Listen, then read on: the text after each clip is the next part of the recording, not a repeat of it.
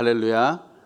오늘도 우리와 함께 하시는 임마누엘의 하나님의 은혜가 우리의 삶 가운데 가득하기를 간절히 소원합니다.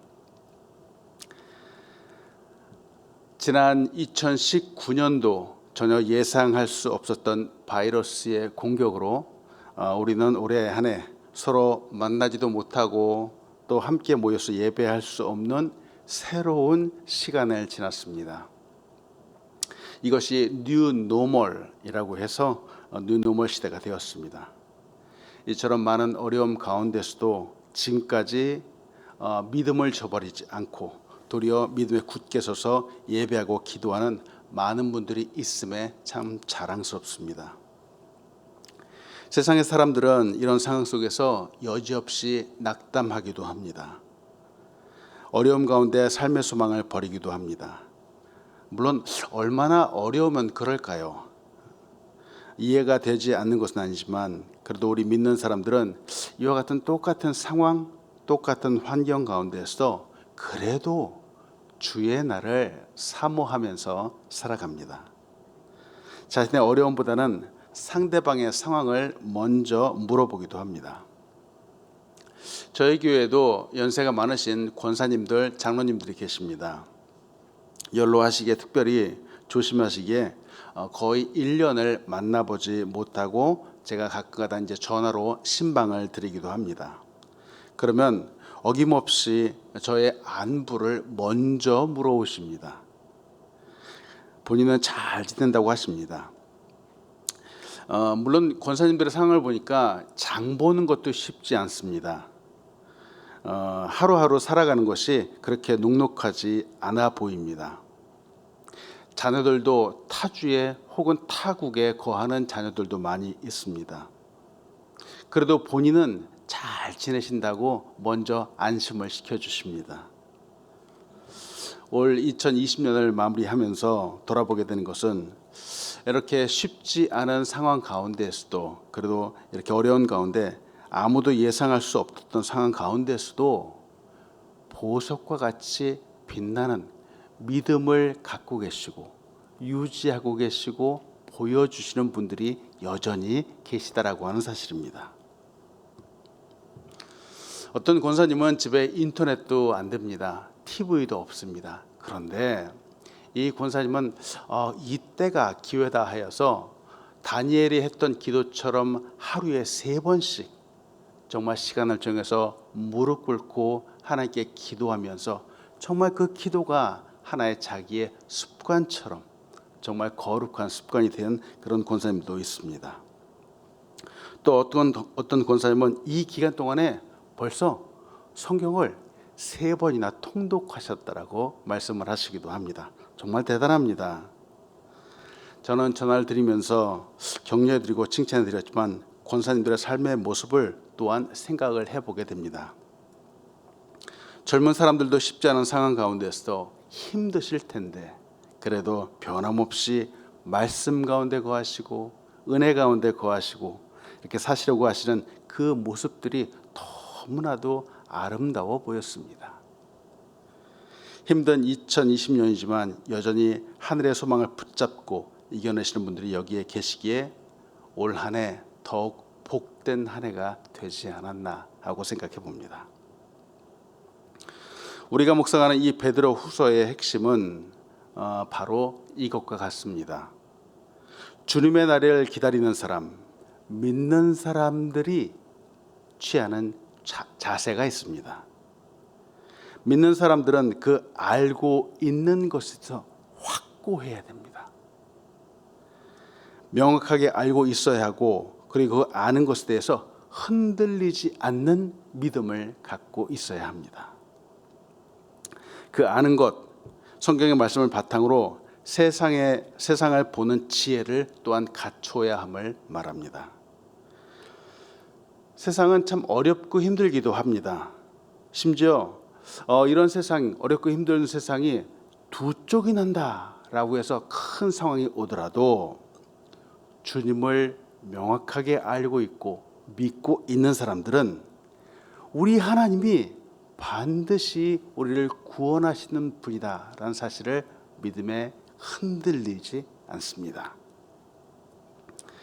이와 같은 확고한 믿음, 흔들리지 않는 믿음이 없다면은 지금 같은 이러한 힘든 상황 가운데에서, 세상의 흐름 가운데에서, 세상의 많은 유혹 가운데에서도 너무나도 쉽게 믿음을 포기해 버릴 수도 있기 때문입니다.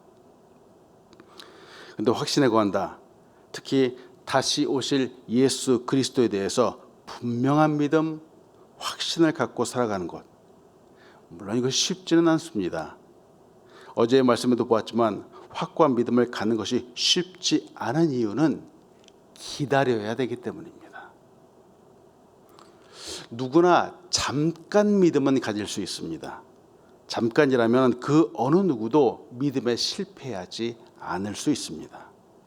그러나 주님이 찾으시고 주님이 기뻐하시고 주님이 인정하시는 믿음은 오랫동안 기다릴 줄 아는 믿음입니다.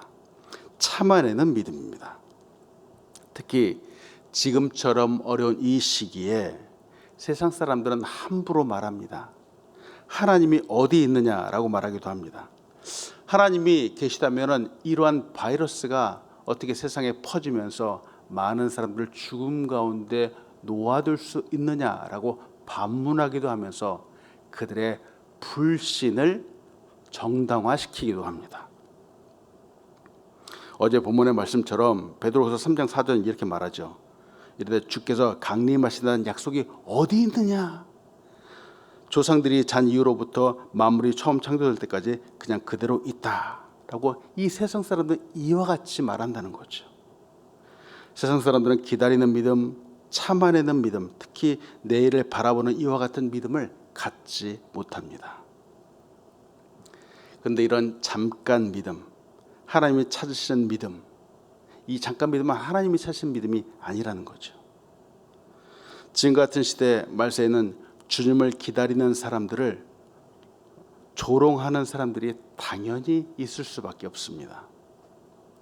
그러나 어제도 보았지만 주님께서 때로는 더디 오시는 것처럼 보이는 이유는, 기다리라고 하시는 그 이유는 아무도 멸망받지 않고 모두 구원받기를 바라시기 때문입니다.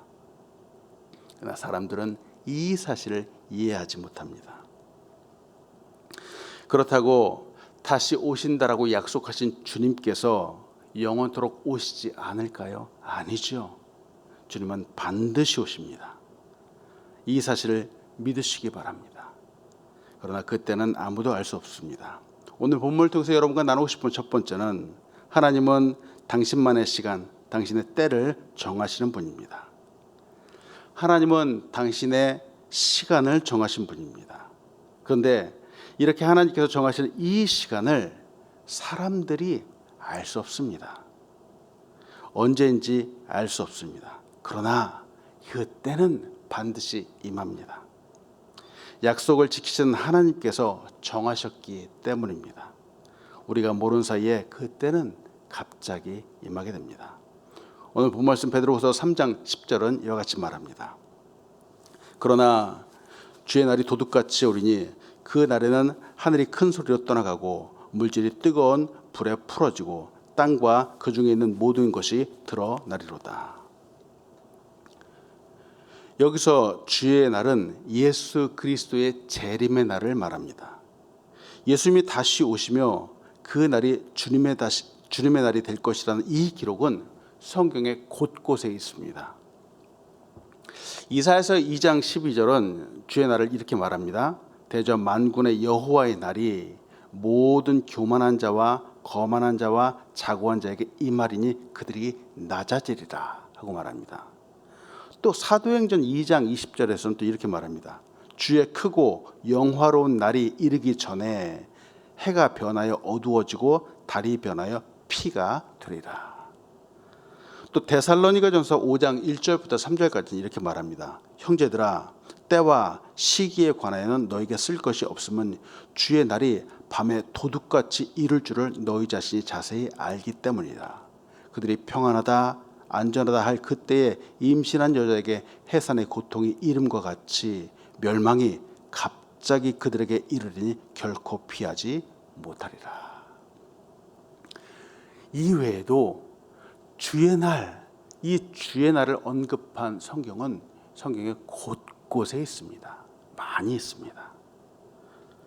자, 이처럼 주의 날 예수 그리스도께서 반드시 다시 오신다라고 약속한 날이 있는데, 이 날이 온다고 했는데, 베드로가 이 베드로 서신을 썼을 때 많은 성도들은 자신들이 살아있는 바로 그때 당시에 주님이 다시 오실 것이라고 기대했었습니다.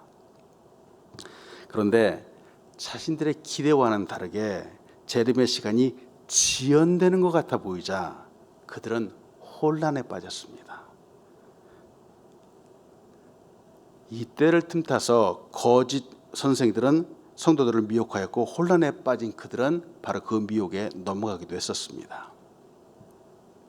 그때 상황을 보니까 지금 우리가 살아가는 지금 2020년도와 크게 다르지 않게 보입니다.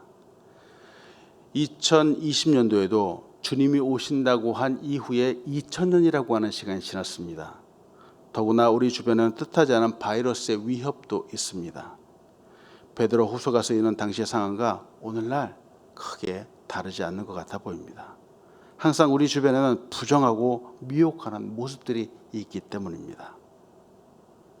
그러나 반드시 다시 오신다고 약속하신 주님이 오시는 바로 그 날, 주님의 날이 임할 때 세상은 하나님의 말씀대로 심판을 받게 될 것입니다. 어떻게 심판을 받을 것인가? 먼저는 그날에 하늘이 큰 소리로 떠나갑니다.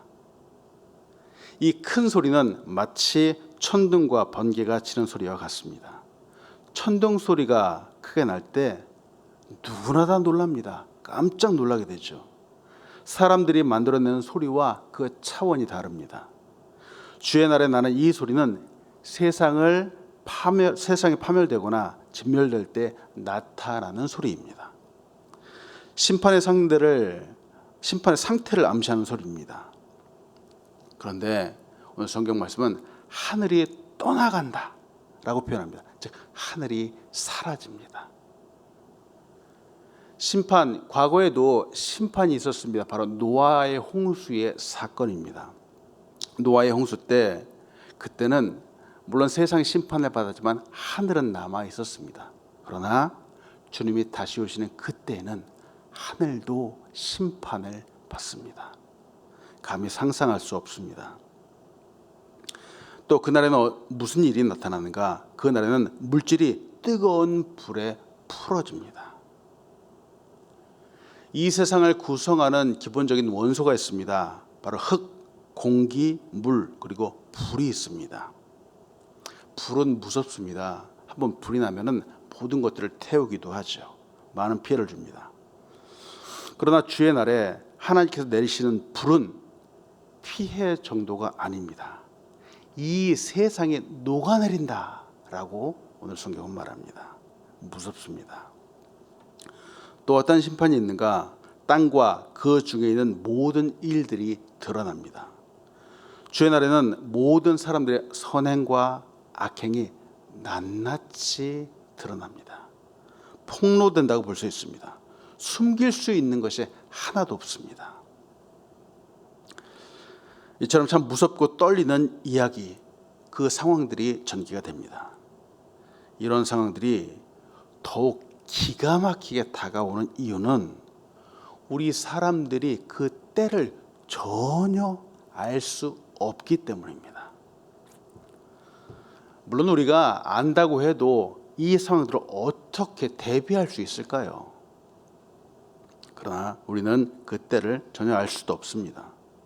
도둑은 날짜와 시간을 정해놓고 오지 않습니다. 아무도 모르고 전혀 기대하지 못한 바로 그때에 갑자기 옵니다. 이처럼 주님의 날이 언제인지 우리는 알 수 없습니다. 재림의 날이 더디 오는 이유는 한 사람이라도 더 구원받게 하기 위함인데 세상은 아예 오지 않는 것처럼 생각을 합니다. 하나님께서 자신의 시간을 정하신다 하는 이 부분을 한번 생각해 보면 좋겠습니다. 주님의 시간을 우리가 측량할 수 없습니다. 하루가 천년 같고 천년이 하루와 같습니다. 하나님의 시간의 개념과 우리의 시간의 개념 자체가 다릅니다. 완전히 다르죠. 우리의 이 시간, 우리의 삶과 생각의 방식으로 하나님의 섭리를 다 이해한다라고 할 수 없습니다. 때문에 우리는 항상 주님의 말씀 앞에서, 하나님의 섭리 앞에서 겸손해야 합니다. 방종하지 말아야 합니다. 세상의 사람들처럼 함부로 생각하고 나의 시간으로 더디 온다고 낙담하고 포기하면 안 됩니다. 하루살이가 있습니다.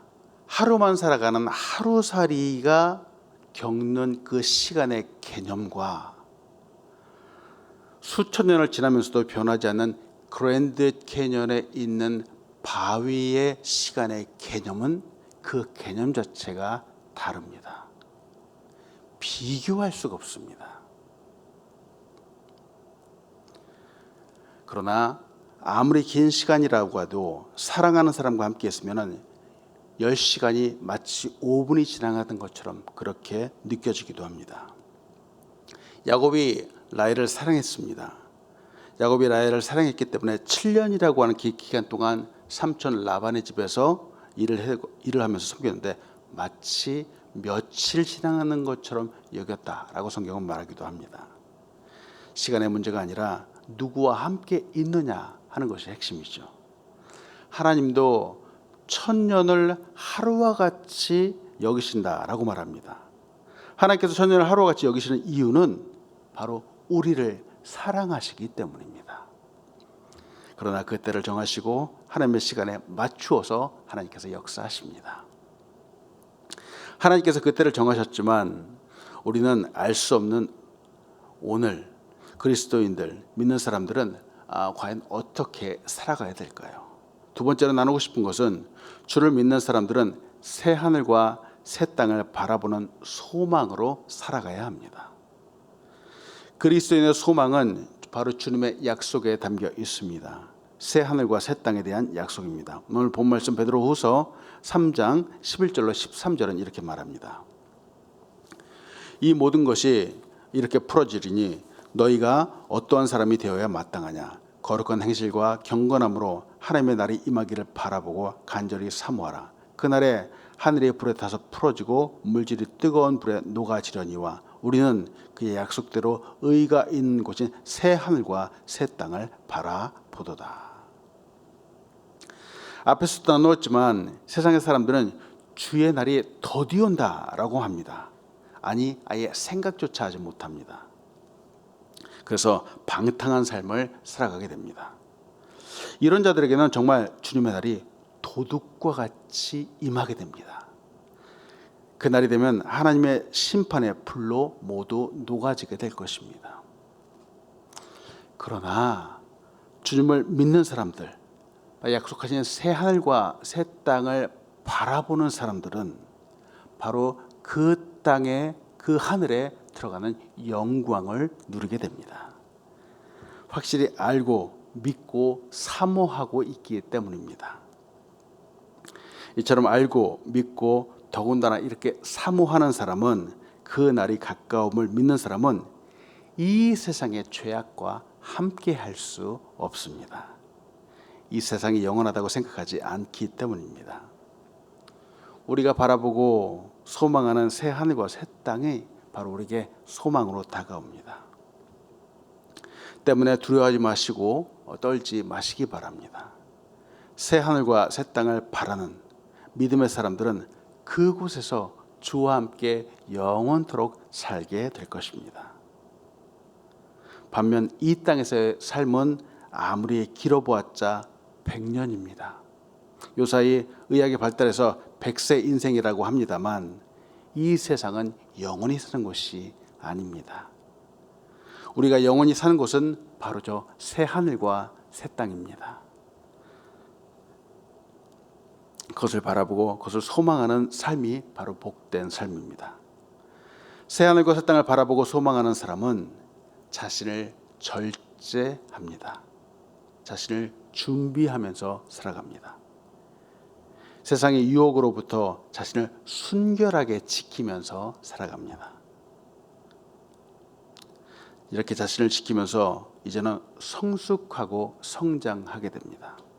오늘 여러분과 나누고 싶은 세 번째는 그리스도를 아는 지식에서 자라가야 한다는 것이죠.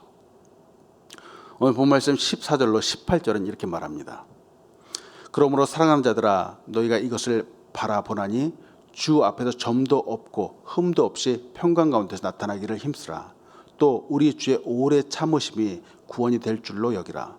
우리가 사랑하는 형제 바울도 그 받은 지혜대로 너에게 이같이 썼고 또 모든 편지에도 이런 일에 관하여 말했을 때 그 중에 알기 어려운 것이 더러 있으니 무식한 자들과 굳세지 못한 자들이 다른 선교와 같이 그것을 억지로 풀다가 스스로 멸망에 이르느니라. 그러므로 사랑하는 자들아 너희가 이것을 미리 알았은즉 무법한 자들의 미혹에 이끌려 너희가 굳센 데서 떨어질까 삼가라. 오직 우리 주 곧 구주 예수 그리스도의 은혜와 그를 아는 지식에서 자라가라. 영광이 이제와 영원한 날까지 그에게 있을지어다. 아멘. 인생의 바른 목표와 바른 비전이 있습니다.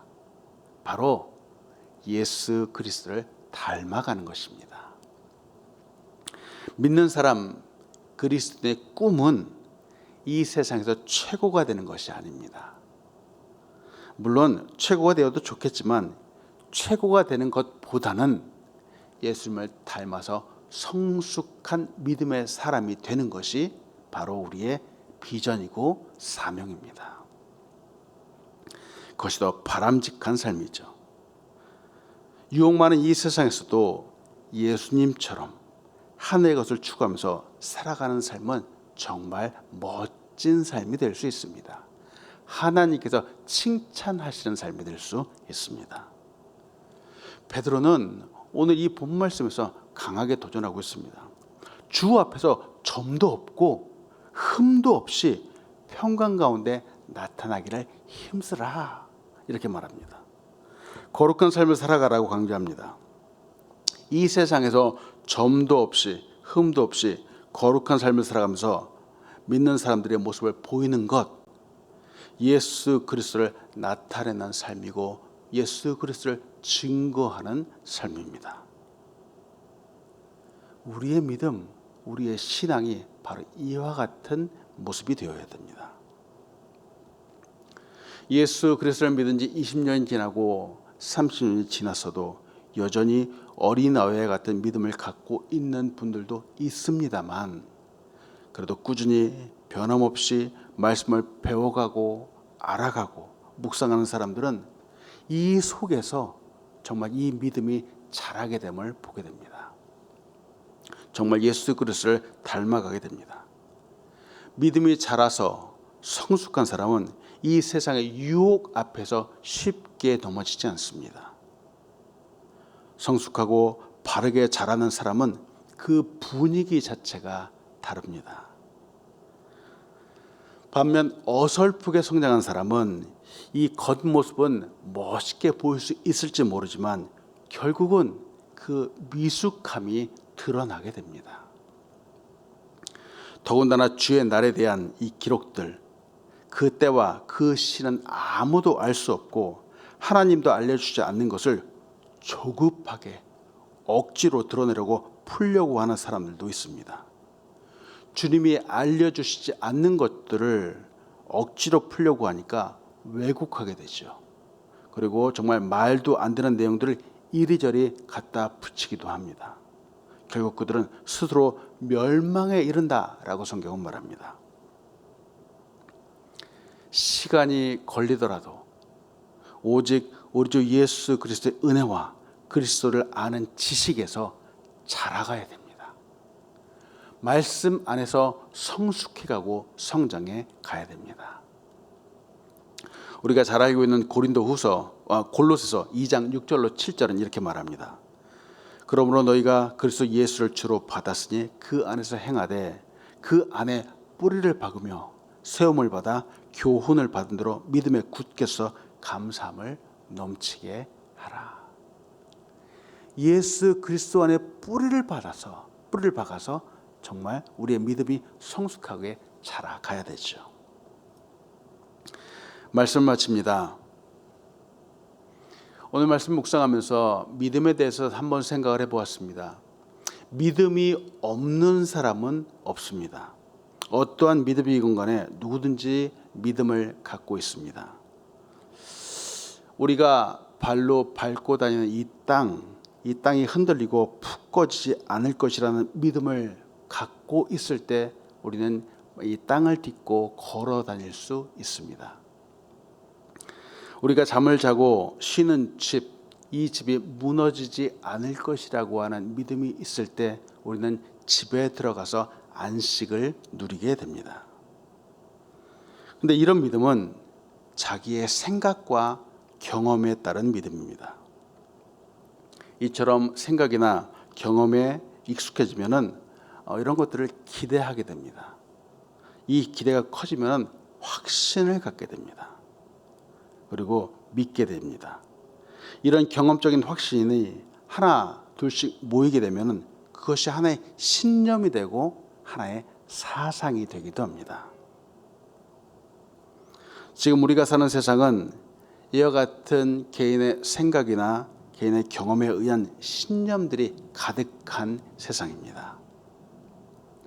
즉 자기의 생각과 자기의 경험이 뭉쳐서 하나님을 믿지 않는 불신을 하나의 믿음으로 믿는 세상이기도 합니다.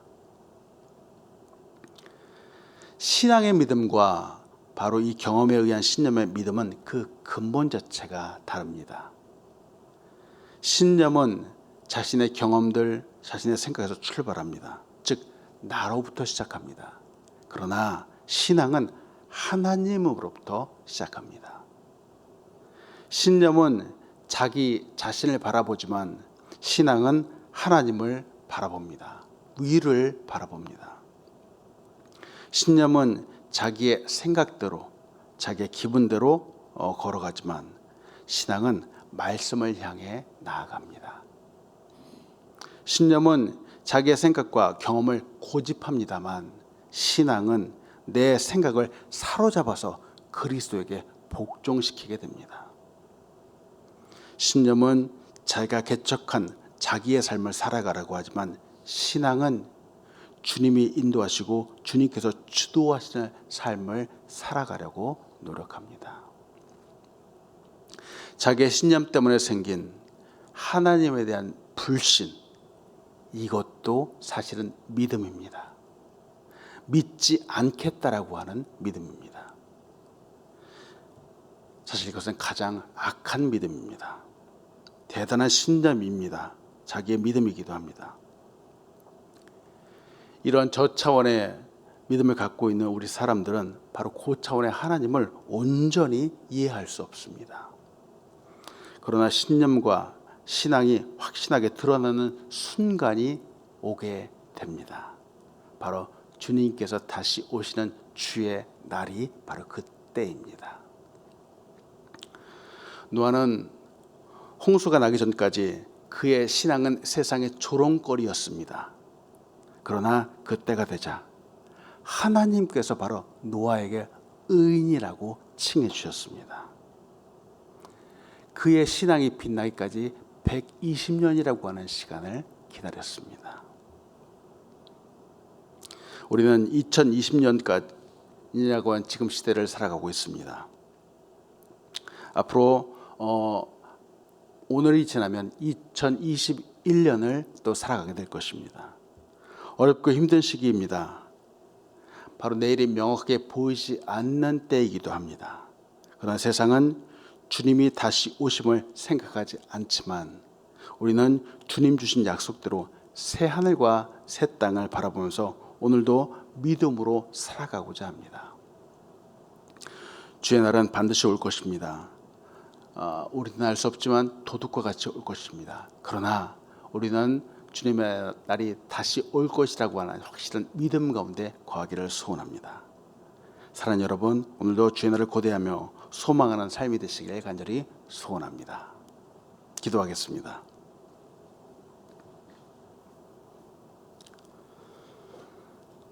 하나님, 오늘도 우리에게 호흡을 주시고 천국의 소망을 품게 하시니 감사드립니다.